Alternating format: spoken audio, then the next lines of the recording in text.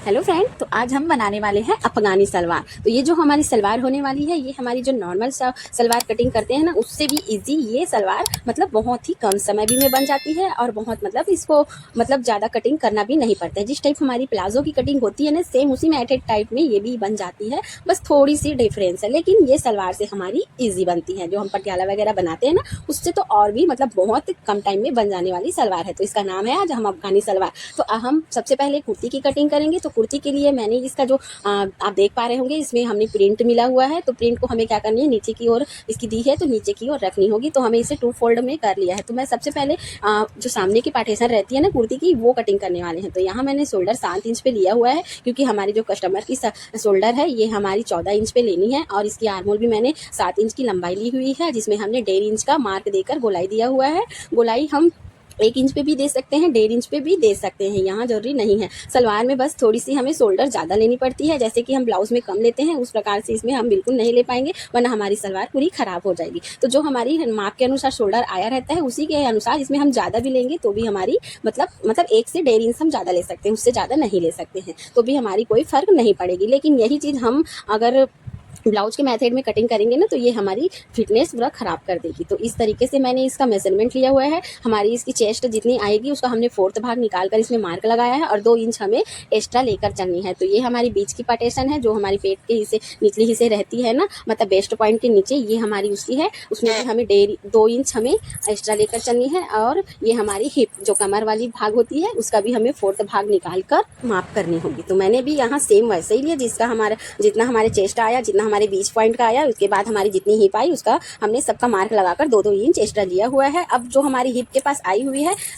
जितनी आई है हमारी, उससे नीचे में हम 1 इंच बढ़ाकर इसे सीधा स्ट्रेट लाइन मिला देंगे। अगर आप सीधी खींचनी चाहते हैं तो सीधी भी खींच सकते हैं। मैं यहाँ एल शेप में बनाने वाली हूँ, इसलिए मैं थोड़ी 1 इंच बढ़ाकर लूँगी नीचे की ओर, तब हम इसको मिलाकर इसका जो एल वाली शेप है वो बन जाएगी। तो ये हमारी चौक का निशान है जो हमारी आई हुई है। और ये हमारी बीच के हिस्से है ना, ये हमारे जितनी भी हमारे चौक से लेकर और चेस्ट से लेकर बीच में जितनी भी आई है ना, इसकी गेपिंग हमने 16 इंच पर रखा हुआ है। मतलब जो हमारी चौक की लंबाई आएगी, चौक मतलब जितना छोड़ना है, ये बीच वाली हमारी 16 इंच पर मैंने गेपिंग रखा हुआ है। बहुत लोग 14 इंच रखते हैं, 15 इंच रखते हैं। ये अपनी मतलब मेजरमेंट के अनुसार होती है कि हमें कितना खोलना है, तो उस अनुसार आप रखिएगा।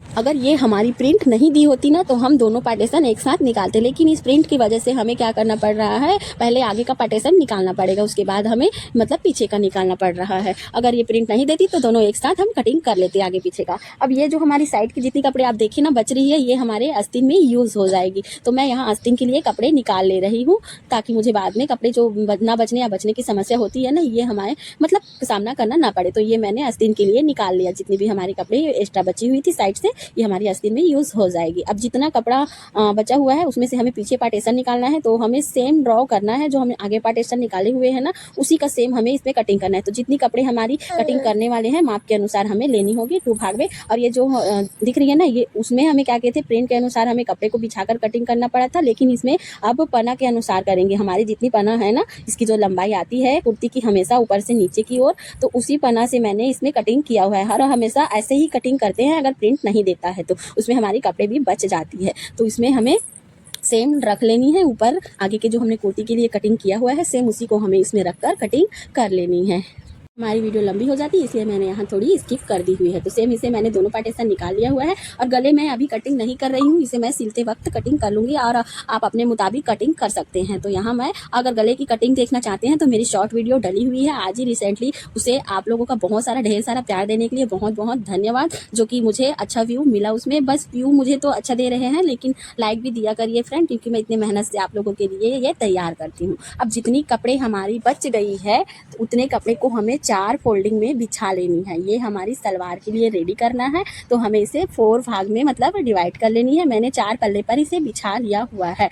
तो यहाँ मैंने जो खुली साइड है ना, मैं अपने और रखी हुई हूँ और मैं आंचल लेने वाली हूँ। यहाँ मैं 12 इंच या 11.5 या 11 इंच पे आप ले सकते हैं। इतनी मतलब इसमें थोड़ी झोल रखते हैं तो इतना वो नहीं रहता है, इसलिए मैं यहाँ 11.5 इंच पे मैं इसकी आर्मोल ली हुई हूँ।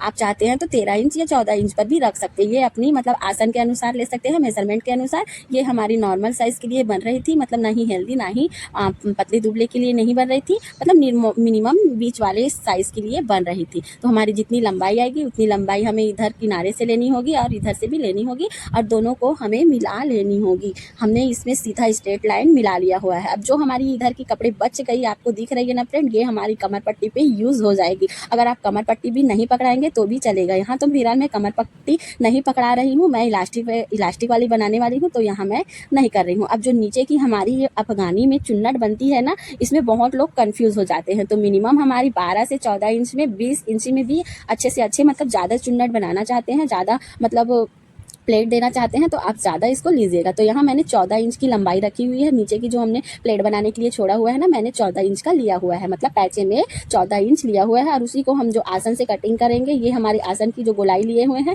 यहाँ मैंने 2.5 इंच पे लिया हुआ है और उसी गोलाई को मैंने कट कर दिया। तो ऊपर की ओर हम अच्छे से बराबर कर लेंगे। बराबर करने से अच्छे से हमारी जो सिलाई होती है ये फिनिशिंग से और बराबर सी होती है। तो ये हमें करना बहुत ही इंपॉर्टेंट चीज़ हो जाती है फ्रेंड। तो आप इसे छटिंग कर लीजिएगा। आप अगर आपकी कपड़े फिनिशिंग से है तो आप उसे ज़रूरत नहीं पड़ती है। यहाँ थोड़ी सी हमें फुचड़े नज़र आ रही थी, मतलब कपड़े की जो निकल रही थी ना रेसे रेसे, इस वजह से हमें थोड़ी सी छटिंग करनी पड़ी। तो ये जो कटिंग कर रहे हैं ना, ये हमारी लंबाई है, लेंथ है। तो उसमें हमें क्या करनी है, जो पैचेस के लिए हमने लिए हुए हैं, पैचा जो चुन्नट डालने वाले हैं ना प्लेट के लिए, ये उसके लिए हमने लिया हुआ है। तो इसको हम कटिंग कर देंगे। जो हमारी नीचे की ओर ये कपड़े एक्स्ट्रा निकली हुई है ना, ये हमारे यूज़ में आ जाएगी। हम कमर पट्टी और नीचे पैचे के लिए ले सकते हैं। तो यहाँ मैंने इसकी लंबाई ली हुई है, जितनी हमारी आएगी, ये मैंने इलास्टिक वाली रखी है, तो उतने ही कपड़े हमें यहाँ 4th भाग में लेनी पड़ेगी ताकि हम उसमें इलास्टिक लगा सकें। अब यहाँ बहुत लोग कंफ्यूज हो जाते हैं फ्रेंड कि इलास्टिक के लिए हम कितना इंच कपड़े लें। तो आप इलास्टिक के अनुसार ही लीजिएगा, जितनी हमारी इलास्टिक है उसका डबल करके 1 इंच एक्स्ट्रा ले सकते हैं। तो यहाँ मैं 2 इंच इलास्टिक लगाने वाली हूँ, तो 2 इंच का हमें 4 बनाना होगा। 4 का 1 इंच एक्स्ट्रा अगर सिलाई में दबाएंगे ऊपर नीचे, तो ये हमारी टोटल 5 इंच की मतलब कमर पट्टी इलास्टिक वाली ले सकते हैं। तो यहाँ मैंने इसकी जो चौड़ाई है 5 इंच पे रखी हुई है, जो हम इलास्टिक यूज़ करने वाले हैं। बाकी तो हमारी जो कमर पट्टी आई हुई है उसको माप लेकर हमें उसकी लंबाई लेनी होगी। तो मैंने यहाँ 4 भाग में जितना हमारा आया था उतना ही मैंने इसको रखा हुआ है। तो इलास्टिक के लिए हमने 5 इंच, 2 इंच की इलास्टिक में हम हमेशा 5 इंच कपड़ा ही लेंगे, ताकि आधा इंच ऊपर और नीचे दबने से बराबर मेजरमेंट आ जाएगी इलास्टिक में। तो ये हमने कटिंग कर लिया इलास्टिक के लिए। अब नीचे के लिए हमें पैचे के लिए कटिंग करना होगा। तो पैचे जितना आप रखना चाहते हैं, जितना मतलब आप जितना लेना चाहते हैं, मतलब कस्टमर के डिमांड से या आप अपने लिए खुद के लिए सिल रहे हैं, जितना रखना चाहते हैं उसी के अनुसार पैचे को रखिएगा। अब पैचे में भी मतलब 2-3 प्रकार की बनती है, चौड़ी भी बनती है, पतली भी बनती है और थोड़ी सी मीडियम भी बनती है। तो आप किस अनुसार मतलब पैचे बकरम पकड़ाना चाहते हैं उस अनुसार से इसे कटिंग करिएगा। तो यहाँ भी मैंने 2 इंच के लिए मतलब बकरम यूज़ किया हुआ है। तो यहाँ भी मैंने 5 इंच की मतलब कपड़े ली हुई है। इसकी जो लंबाई ले रही हूँ ये मैंने 8.5 इंच पे लिया हुआ है, जो कि मैं 7.5 या 8 इंच पे इसकी पैचे बनाने वाली हूँ। तो अब मैं आपको एक बार इसे पूरा मतलब जमा कर बता सकती हूँ फ्रेंड, इसे हमें कैसे सिलना है। तो इस तरीके से ये हमारा एक पाया का निकल गया। उसके बाद हमें दोनों को मतलब मिलान कर लेनी है अच्छे से। और ये जो सिलाई होगी ना, ये मतलब दोनों पैर का एक एक पल्ला हमें पकड़कर सिलना होगा। जैसे सेम हमारी प्लाजोस बनती है ना, सेम उसी प्रकार से इसे भी बनाना है। और बस नीचे में जो हमारी प्लेट्स है, आप उसमें लेस वगैरह भी पकड़ा सकते हैं। यहाँ मैंने लेस का यूज़ किया हुआ है। मेरा जो कैमरा है ना फ्रेंड, ये कैप्चर नहीं कर पाया है, तो आपको मैं अच्छे से नहीं दिखला पाई हूँ कि हमें कैसे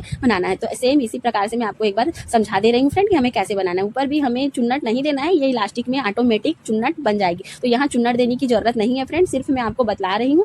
जब हम इलास्टिक पकड़ाएंगे ना तो ये ऑटोमेटिक चुन्नट बन जाएगी। यहाँ ऊपर में चुन्नट बनाने की जरूरत नहीं है, हमें सिर्फ नीचे की ओर जो पैचा बनी हुई है ना उसी पे ही प्लेट बनाना है। और आप चाहे तो उसमें लेस वगैरह भी यूज कर सकते हैं। तो इस प्रकार से मैं आपको जमा कर एक बार बता रही हूँ। और जैसे हेल्दी साइज के बना रहे हैं तो उसमें मियानी लगाना बिल्कुल ना भूले फ्रेंड, ताकि बैठने उठने में कपड़े फटे ना और कंफर्टेबल हो जाए। तो पैचे को हमें कुछ इस तरीके से जमा कर रख रही हूँ मैं फ्रेंड, आपको बतलाने के लिए। उसी प्रकार से मतलब प्लेट देकर इसमें हमें सिलाई करनी है। तो ये हमें ऐसे कुछ लगानी है। तो मैं आपको एक बार बतला दी हूँ फ्रेंड, एक बार और बतला दे रही हूँ कि ये हमारे पैचे के लिए है, चुन्नट देनी है। और यहाँ हमें प्लेट नहीं डालना है। जब हम कमर पट्टी इलास्टिक लगाएंगे ना तो ऑटोमेटिक प्लेट्स हमारी बन जाएगी। और सबसे इम्पॉर्टेंट बात ये फ्रेंड कि जो हमारी सलवार की लंबाई रखने वाली है, तो जो ऊपर हम इलास्टिक ले रहे हैं और नीचे हम पैचे के लिए ले रहे हैं, उसे आप माइनस करके मतलब में से जितना बनता है फ्रेंड मैं आपको समझाने की कोशिश करती हूँ। तो आप उम्मीद है कि समझ गए होंगे। और मैंने किसे रेडी कर लिया हुआ है फ्रेंड, ये हमारी पूरा फाइनल लुक है। इसका अगर गले के पैचेस देखना चाहते हैं तो मेरे नेक्स्ट वीडियो में डाला हुआ है, आप जाकर जरूर देख सकते हैं। और इसकी जो डिजाइन है ना बहुत ही मतलब इसके कपड़े हमको सिंपली ही मिली थी, नीचे में वर्क मिली थी।